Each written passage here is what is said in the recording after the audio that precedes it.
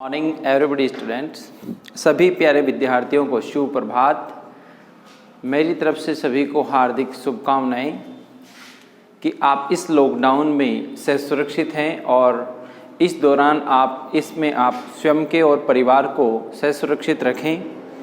और इसी समक्ष अपन जो चर्चा का जो विषय था अपना राजनीतिक विज्ञान में भाग ब की बात कर रहे थे, उसमें यूनिट नंबर 2 की चर्चा कर रहे हैं। उस यूनिट में अपन ने सरकार के या संघ सरकार की मैं बात करूं, संघ सरकार का जो पॉइंट था या अंग था वो व्यवस्थापिका कार्यपालिका अपन ने पढ़ चुके हैं। और तीसरा पॉइंट था जो न्यायपालिका अपना टॉपिक था, जुडिशरी न्यायपालिका अपना क्या था टॉपिक था। इस न्यायपालिका टॉपिक में अपन ने कुछ अनुच्छेद भी देखे थे। संविधान के भाग 4 में अध्याय 4 की बात करूं, भाग 5 में है। और अनुच्छेदों की बात करूं मैं आर्टिकल्स की, तो आर्टिकल्स में अपन ने देखा था 124 से लेके 147 तक किस बात का उल्लेख किया गया है। इस बात का उल्लेख किया गया है कि भारत में एक न्यायपालिका है, यानी उच्चतम न्यायालय है, सर्वोच्च न्यायालय का, सुप्रीम कोर्ट का क्या किया गया है, उल्लेख किया गया है, वर्णन किया गया है। इस बात की अपन ने क्या की है, चर्चा की है। आगे अपन बात करना चाहता हूँ, आगे मैं बात करना चाहता हूँ आर्टिकल्स के माध्यम से कि आगे आर्टिकल्स होगा वो किस बातों का उल्लेख करता है। अपन ने आर्टिकल्स की चर्चा की थी, उसमें 130 अनुच्छेद की बात कर चुके हैं। इससे आगे अपन जो बात करेंगे वो आर्टिकल्स का भी ध्यान रखेंगे। वैसे अपना जो टॉपिक है वो न्यायपालिका की क्या हैं, शक्तियां हैं, पावर्स क्या हैं। तो न्यायपालिका के पास जो शक्तियां हैं उन शक्तियों को अपन अनुच्छेदों के माध्यम से ही क्या रखेंगे, ध्यान रखेंगे कि क्या शक्तियां हैं, क्या पावर हैं, क्या अधिकार हैं। इस शक्तियों को, अधिकार को वो क्षेत्राधिकार भी कहा जा सकता है। न्यायालय की परिभाषा में क्षेत्राधिकार कहा जाता है, यानी कार्य, फंक्शंस क्या हैं, न्यायपालिका क्या कार्य करती है, क्या क्षेत्राधिकार हैं, उनकी अपन क्या करेंगे, यहाँ पर चर्चा करेंगे। एक बात अपन को ये भी ध्यान रखनी है कि जो अनुच्छेदों में दिया गया है उसी को अपन शक्तियों में भी ध्यान रखेंगे।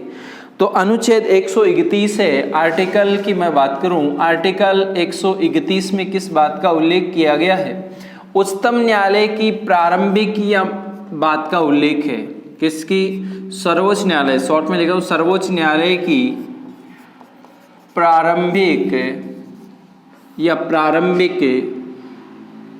अधिकार। इसका मतलब है उच्चतम न्यायालय को प्रारंभिक कह सकते हैं या मूल रूप से कह सकते हैं। मूल अधिकार कौन से हैं, कुछ मामलों पर सर्वोच्च न्यायालय अपना पर्टिकुलर क्या रखता है, मूल अधिकार रखता है, प्रारंभिक अधिकार रखता है। इस बात का जिक्र किया गया है, जिसमें 3 प्रकार से इनकी क्या की जाती है, चर्चा की जाती है। दूसरी मैं बात करूं यहाँ आर्टिकल्स के माध्यम से, आर्टिकल्स के माध्यम से अनुच्छेद 132 क्या कहता है। अनुच्छेद 132 में किस बात का जिक्र किया गया है, अनुच्छेद 132 में कहा गया है कि कुछ मामलों में उच्चतम न्यायालय में अपीलीय न्यायालय का अधिकार है। तो सर्वोच्च न्यायालय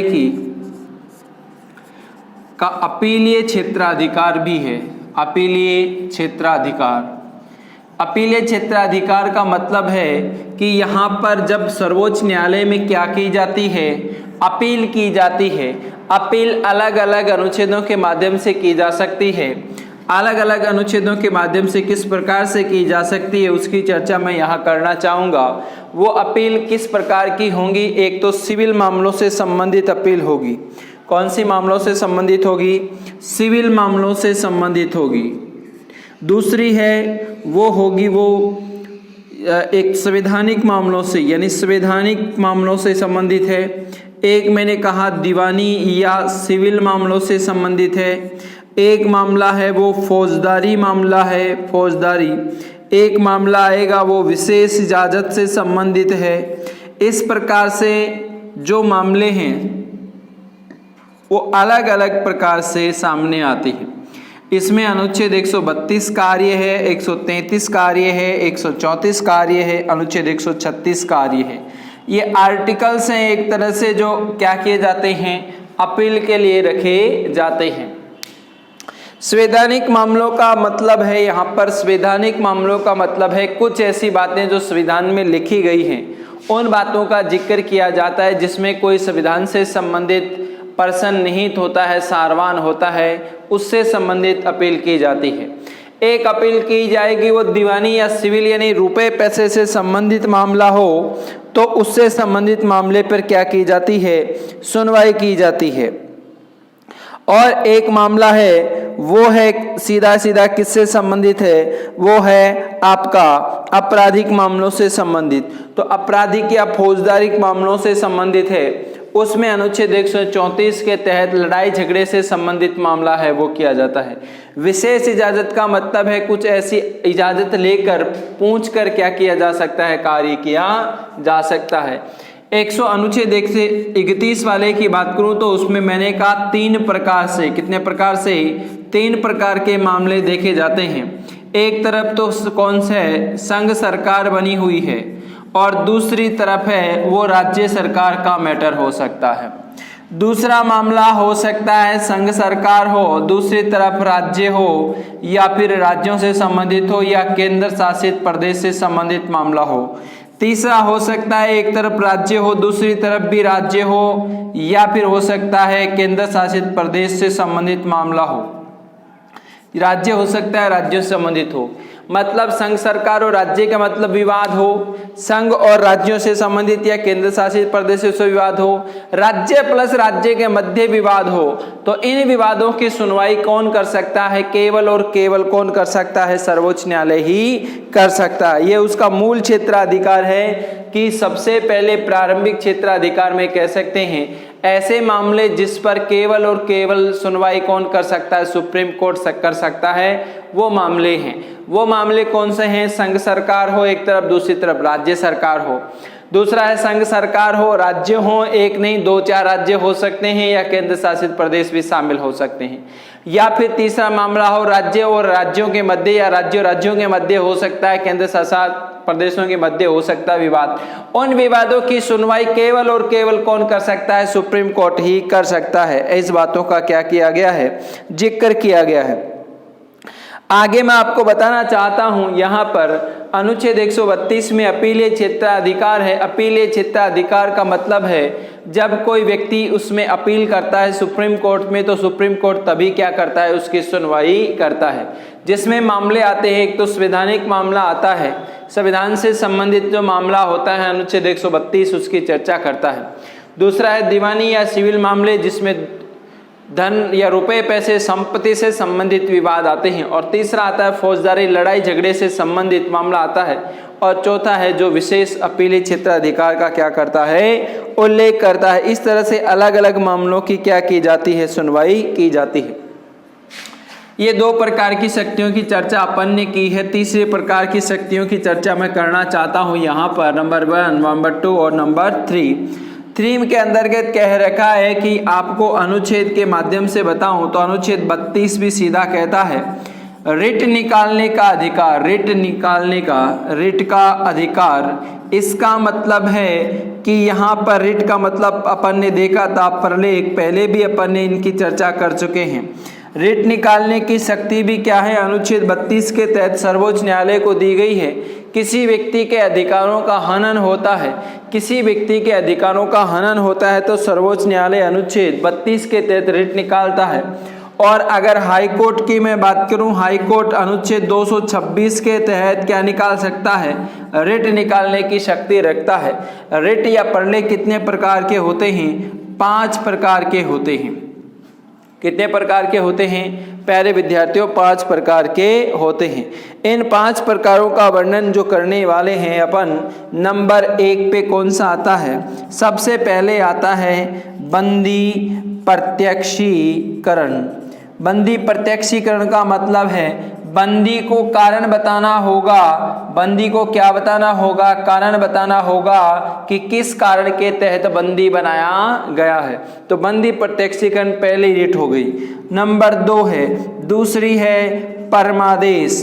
परमादेश को इंग्लिश में मेंडामस बोलते हैं, मेंडामस बोलते हैं। इसका मतलब है आदेश देना। आदेश दिया जा सकता है। आदेश हमेशा उच्च अधिकारी निम्न अधिकारी को देगा। उच्च अधिकारी निम्न अधिकारी को आदेश देगा। आदेश का रूप कैसा भी हो सकता है, कार्य करवाने के लिए हो सकता है, कार्य को रोकने के लिए हो सकता है। आदेश आदेश होता है। नंबर सी पर है प्रतिषेध। प्रतिषेध का मतलब है किसी कार्य को क्या करना, रोकना। कार्य को रोकने की जो रिट जारी की जाती है उसको प्रतिषेध रिट कहा जाता है। कार्य को स्थगित करने की जो बात आती है वो प्रतिषेध आता है। नंबर 4 पे, नंबर डी पर है, चौथे नंबर पे उत्प्रेषण। उत्प्रेषण का मतलब है ये मामला कहाँ भेजा जाएगा, ऊपर भेजा जाएगा, लेकिन जो मामला भेजा जाएगा वो साक्ष्यों के समेत भेजा जाएगा। यानी सबूत और गवाहों को नजर रखते हुए इस मामले को आपको कहाँ भेजना पड़ेगा, निम्न न्यायालय से ऊपर वाले न्यायालयों की तरफ रुख करना पड़ेगा।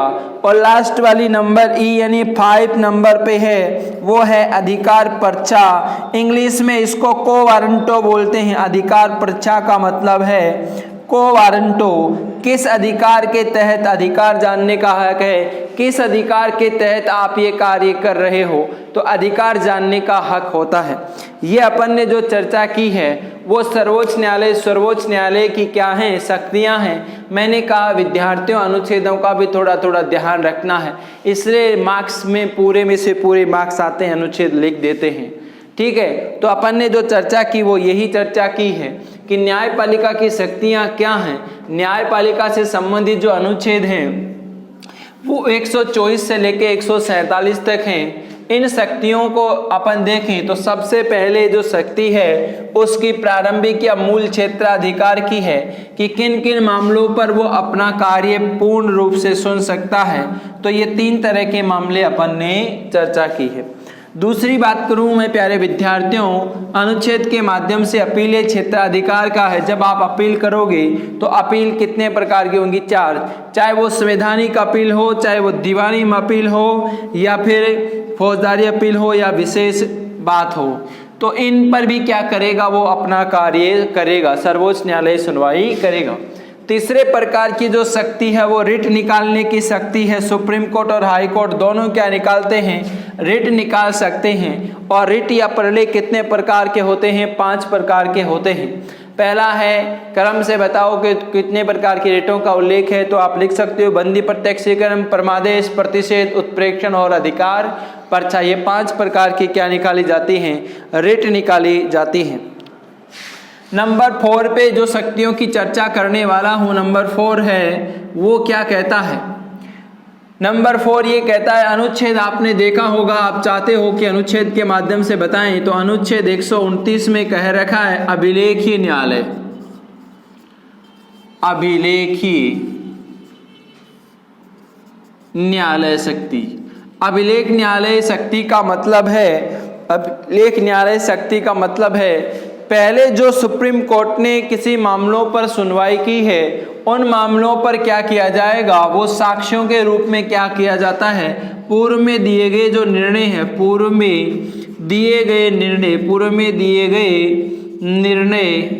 गए निर्णय क्या होते हैं, साक्ष्य के रूप में कार्य करते हैं, यानी सबूत के रूप में क्या होते हैं, उल्लेखित होते हैं। तो इसका मतलब है जो पहले जो निर्णय दिए वो एक तरह से सबूत के तौर पर क्या होते हैं, गवाह के तौर पर क्या होते हैं, कार्य आते हैं।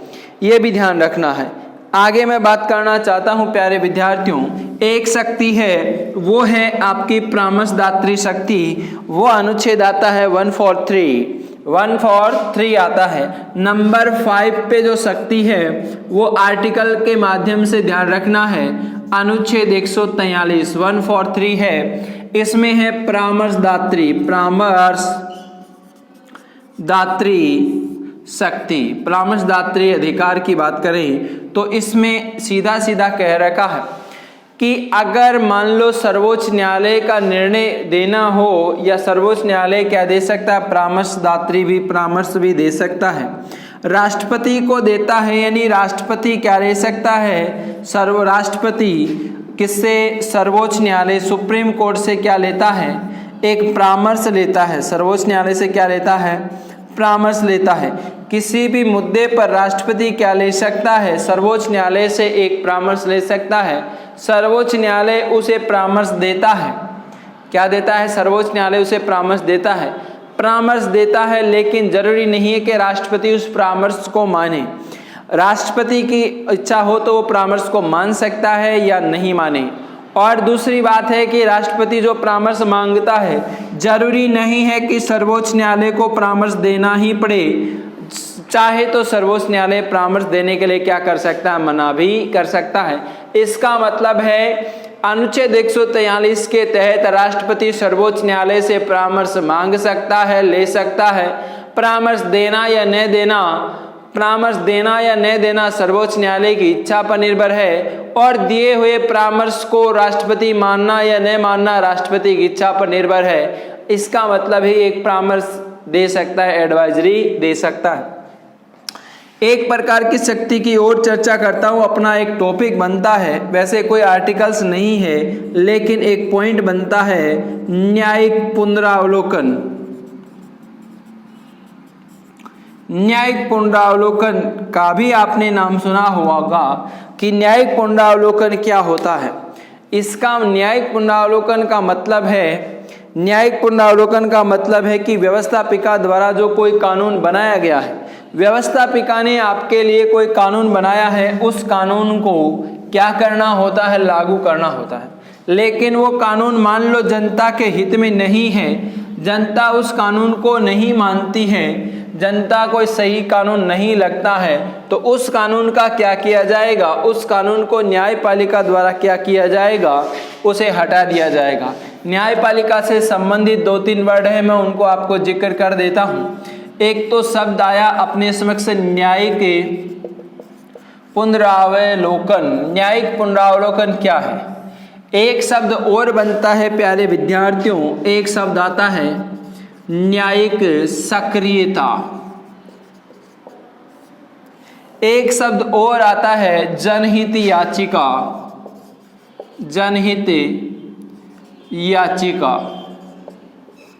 प्यारे विद्यार्थियों, ये शब्द हमें देखने को मिलते हैं, ये शब्द हमें देखने को मिलते हैं। न्यायिक पुनरावलोकन का मतलब है कि संसद ने कोई कानून बनाया है और वो कानून क्या नहीं है? वो कानून सही नहीं है, तो उस कानून को न्यायपालिका क्या कर सकती? अवैध घोषित भी कर सकती है। यानी दोबारा से कानून बनने के लिए क्या हो जाएगा? दोबारा कानून बनाने की प्रोसेस, दोबारा क्या बनेगा? आपका लॉ बनेगा, यानी कानून बनाने के लिए कह सकती है। तो न्यायिक पुनरावलोकन की एक अवधारणा ये। दूसरी है सर्वोच्च। मान लो सर्वोच्च न्यायालय ने, सुप्रीम कोर्ट ने कोई क्या दिया? निर्णय दिया।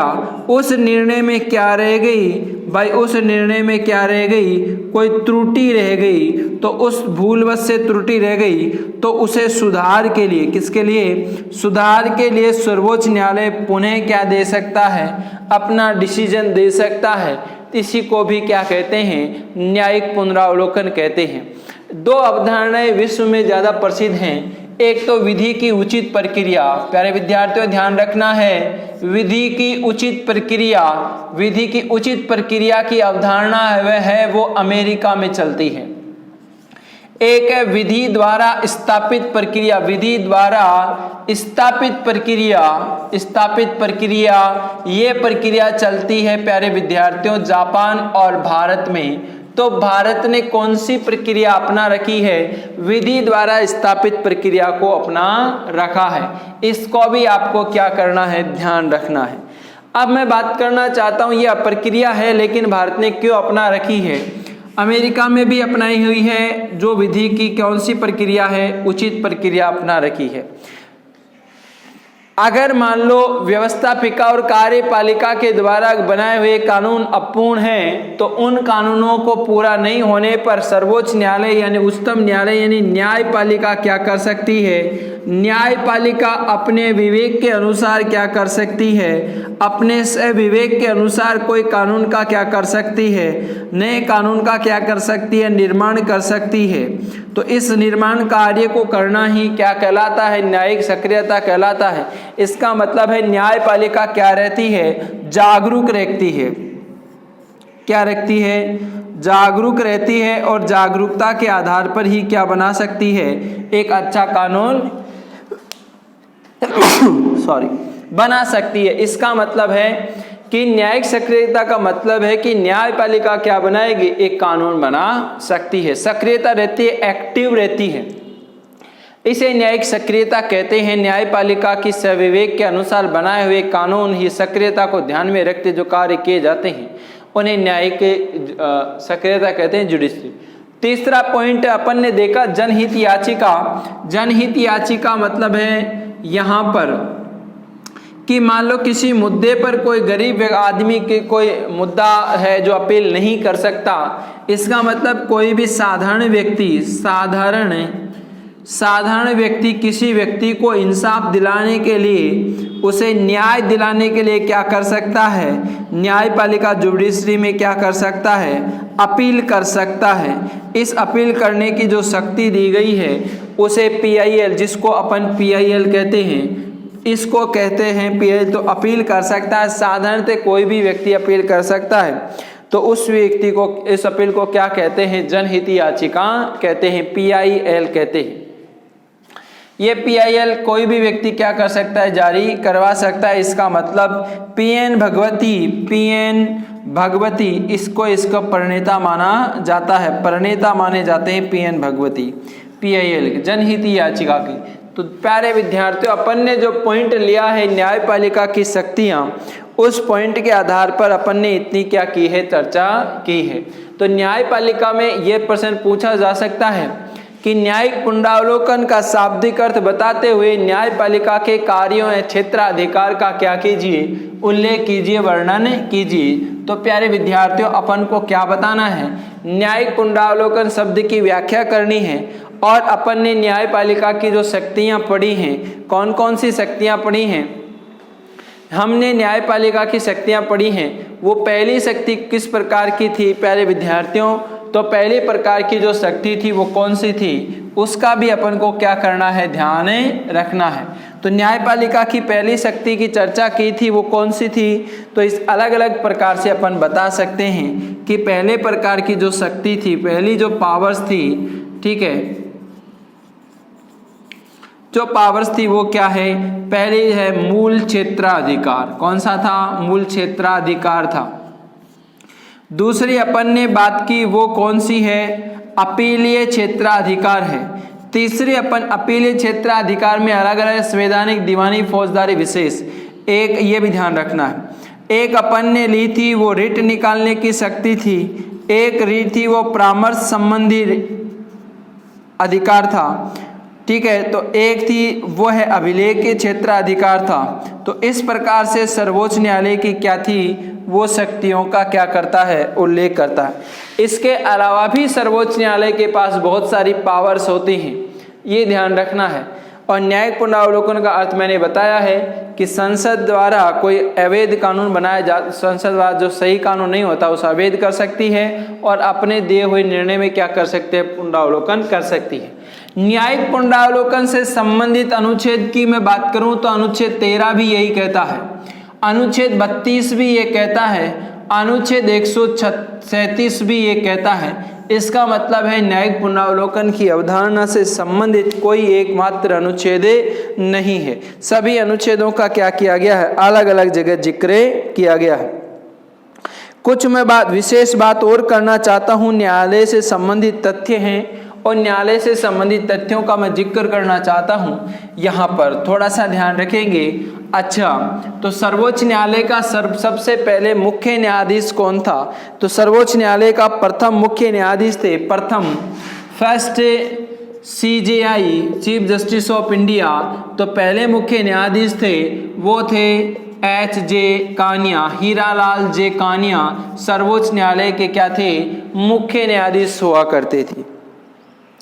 एक मैं बात करूँ यहाँ पर कि एकमात्र ऐसे न्यायाधीश जो राष्ट्रपति भी रहें, तो राष्ट्रपति रहने वाले जो न्यायाधीश हैं,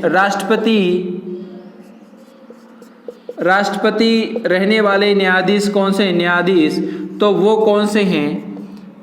हिदायतुल्ला, ये ऐसे न्यायाधीश हैं जो क्या रहे थे? राष्ट्रपति भी रहे थे। ये ध्यान रखना है। एक प्रश्न और बनता है, सर्वाधिक समय तक रहने वाले जो राष्ट्रपति हैं, सर्वाधिक लंबा कार्यकाल रहा जिनका, वो सर्वाधिक लंबे कार्यकाल तक रहने वाले व्यक्ति थे, ठीक है, चंद्रचूड़, YV चंद्रचूड़, ये सर्वाधिक लगभग 7 वर्षों तक रहे। एक बात करूँ सबसे कम अवधि तक रहने वाले NK सिन्हा, KN सिन्हा, ये क्या थे? सबसे कम अवधि तक। एक बात और ध्यान रखनी है प्यारे विद्यार्थियों, अपन बात कर रहे हैं वो है सर्वोच्च न्यायालय सुप्रीम कोर्ट की प्रथम महिला न्यायाधीश, सुप्रीम कोर्ट की पहली महिला न्यायाधीश कौन है? फतिमा बीबी। ये पहली महिला है प्यारे विद्यार्थियों, फतिमा बीबी, ये ध्यान रखना है। और एक बात और ध्यान रखनी है, ये फतिमा बीबी है। एक बात और ध्यान रखनी है प्यारे विद्यार्थियों, सुप्रीम कोर्ट में सीधे न्यायाधीश रूप में चुनी गई वो है इंदु मल्होत्रा। ये सीधी क्या चुनी गई है? इस न्यायालय में क्या चुनी गई है? महिला न्यायाधीश नियुक्त हुई है। एक बात ये ध्यान रखना है, वैसे इनका जो वरिष्ठता क्रम हुआ करता है, न्यायाधीशों के लिए एक वरिष्ठता क्रम भी होता है जिनकी नियुक्ति की जाती है राष्ट्रपति द्वारा, उनकी, ये भी ध्यान रखना है। ठीक है प्यारे विद्यार्थियों, एक बात और बताना चाहता हूँ, न्यायपालिका में सुप्रीम कोर्ट अलग होता है और उच्च न्यायालय हाई कोर्ट अलग होता है। इन दोनों का अपन को ध्यान रखना है यहाँ पर। हालांकि मुख्य न्यायपालिका के जो चरण हैं उसमें एक तरफ तो होता है उच्चतम न्यायालय और दूसरी तरफ होता है वो होता है उच्च न्यायालय। राजस्थान में 1949 में गठन हुआ था उच्चतम न्यायालय का, सबसे पहले 1962 में बन चुके थे। उच्चतम न्यायालय में भी दोनों प्रक्रियाएं हैं। एक न्यायाधीश क्या होता है, वो मुख्य न्यायाधीश होता है, एक मुख्य प्लस अन्य न्यायाधीश होते हैं। यहाँ पर भी उच्चतम न्यायालय में, ये राज्य में होता है, आर्टिकल 1 कहता है कि प्रत्येक राज्य के 2 या 2 से अधिक राज्यों के लिए एक मुख्य न्यायाधीश होगा, ये अनुच्छेद कहता है। इसमें भी एक मुख्य न्यायाधीश होता है और बाकी क्या होते हैं, अन्य न्यायाधीश। न्यायाधीशों की योग्यता दोनों की अलग अलग होती है। उम्र की बात करूं तो उम्र भी दोनों की अलग अलग होती है। यहाँ पर ध्यान रखना, इनकी नियुक्ति संबंधी बात करूं तो नियुक्ति हमेशा कौन करता है, सभी व्यक्तियों की राष्ट्रपति करता है और इनकी नियुक्ति भी कौन करता है, राष्ट्रपति ही करता है। नियुक्ति संबंधी बात करूं तो यहाँ पर भी राष्ट्रपति ही करेगा, अन्य की नियुक्ति भी कौन करेगा, राष्ट्रपति करेगा। लेकिन एक बात ध्यान रखनी है, इनको शपथ दिलाने की बात करें तो शपथ कौन दिलाता है, तो इनको मुख्य न्यायाधीश को कौन दिलाता है, मुख्य न्यायाधीश को राष्ट्रपति ही शपथ दिलाता है। बाकी अन्य जो न्यायाधीश है, अन्य न्यायाधीशों को कौन दिलाएगा, CJI दिलाएगा। चीफ जस्टिस ऑफ इंडिया जिस मुख्य न्यायाधीश को दिला देता है राष्ट्रपति, वो मुख्य न्यायाधीश इनको अलग दिलाता है। यहाँ पर शपथ की बात करूँ, यहाँ पर शपथ का कार्य कौन होता है, तो यहाँ शपथ मुख्य न्यायाधीश को शपथ दिलाने का कार्य होता है वो राज्यपाल का होता है। और अन्य न्यायाधीशों को शपथ दिलाने की जो बात आती है तो राज्य राजस्थान है तो राज्य का, स्टेट का क्या हो जाएगा, स्टेट का CJI हो जाएगा, वो क्या दिलाएगा, शपथ दिलाएगा। यानी मुख्य न्यायाधीश क्या दिलाता है, राज्य का, स्टेट का क्या दिलाता है, CJ दिलाता है। एक बात करूँ, ये त्यागपत्र भी देना चाहें तो त्यागपत्र किसको देंगे, हमेशा राष्ट्रपति को देंगे। सभी व्यक्ति क्या देंगे, त्यागपत्र देना चाहेंगे तो सब राष्ट्रपति को ही त्यागपत्र देंगे। इसका मतलब है ये है। एक बात और करना चाहता हूँ, वेतन की बात करूँ यहाँ पर, तो वेतन मुख्य न्यायाधीश को 2.80 लाख मिलता है और इनको 2.50 लाख मिलता है, मुख्य न्यायाधीश को 2.50 लाख मिलता है, जबकि अन्य न्यायाधीशों को 2.25 लाख मिलता है। ये भी ध्यान रखना है। एक इनको न्यायाधीशों को हटाने की जो प्रक्रिया आती है, सभी न्यायाधीशों को हटाने की प्रक्रिया आती है, उसको महाभियोग प्रक्रिया कहते हैं। कौन सी प्रक्रिया कहते हैं? महाभियोग प्रक्रिया कहते हैं। और न्यायाधीशों को नियुक्त करने की जो प्रक्रिया है उसको कॉलेजियम व्यवस्था कहते हैं। इस कॉलेजियम व्यवस्था जो 1993 के बाद से ज़्यादा पावरफुल रही है, एक प्रक्रिया है जो कैसी नियुक्ति है, उसमें वैसे 99 संविधान संशोधन भी हुआ था लेकिन असमर्थ रहा। वैसी प्रक्रिया कैसी है? इसमें कहा जाता है कि एक मुख्य न्यायाधीश और 4 अन्य न्यायाधीश एक कमेटी के आधार पर एक सिफारिश देंगे।